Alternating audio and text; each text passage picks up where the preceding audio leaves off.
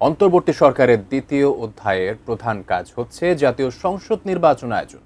দুপুরে সচিবালয় উপদেষ্টা পরিষদের বৈঠক শেষে সংবাদ সম্মেলনে কথা জানান প্রধান উপদেষ্টার প্রেস সচিব শফিকুল আলম। তিনি বলেন, সরকারের পুরো ফোকাস এখন নির্বাচনকে ঘিরে।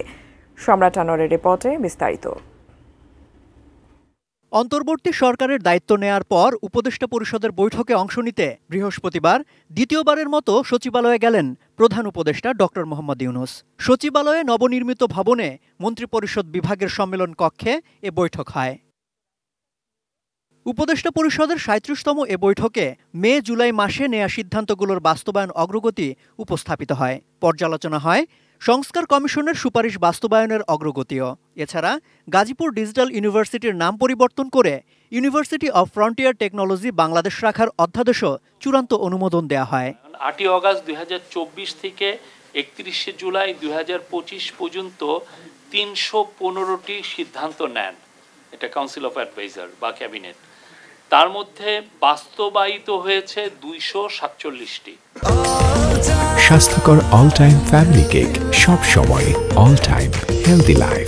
পরে সংবাদ সম্মেলনে প্রধান উপদেষ্টার প্রেস সচিব শফিকুল আলম জানান, প্রধান উপদেষ্টা বলেছেন ৫ আগস্ট অন্তর্বর্তী সরকারের প্রথম অধ্যায় শেষ হয়েছে।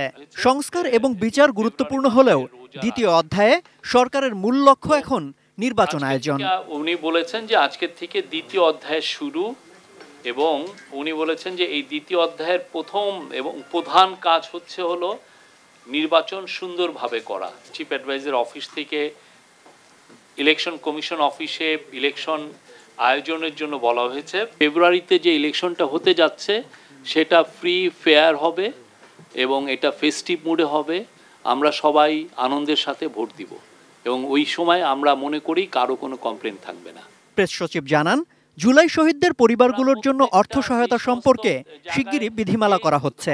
মাইলস্টোন ট্র্যাজেডিতে নিহত শিক্ষিকা মেহেরিন চৌধুরীর আত্মত্যাগের স্বীকৃতিতে চালু হচ্ছে Meherin Chowdhury award for outstanding services নামে সম্মাননা। এটা দেওয়া হবে শুধুমাত্র দেশব্যাপী যারা টিচার আছেন, টিচারদেরকে দেওয়া হবে। শেখ হাসিনার বিরুদ্ধে মামলাগুলোতে যত বেশি তথ্য প্রমাণ উপস্থাপিত হবে তার উপর তত চাপ বাড়বে বলেও মন্তব্য করেন প্রধান উপদেষ্টার প্রেস সচিব। আমাদের এফার্টগুলোর মধ্যে বড় একটা এফার্ট হচ্ছে তাকে ফিরিয়ে এনে ট্রায়ালের সম্মুখীন করা। দেশের আইন শৃঙ্খলা পরিস্থিতি ঠিক আছে দাবি করে প্রেস সচিব বলেন, ফ্যাসিবাদী সরকারের সময় যেসব সরকারি কর্মকর্তা কর্মচারী অন্যায় সুযোগ সুবিধা নিয়েছেন তাদের বিরুদ্ধে ব্যবস্থা নেওয়া হচ্ছে। ফ্যাসিবাদী সরকারের সময় যারা রুলস ভায়োলেট করেছেন, সরকারি কর্মচারী বিধি যারা ভায়োলেট করেছেন তাদের বিষয়ে আমরা অ্যাকশন নিচ্ছি। সম্রাট আনোয়ার, 18 নিউজ, ঢাকা।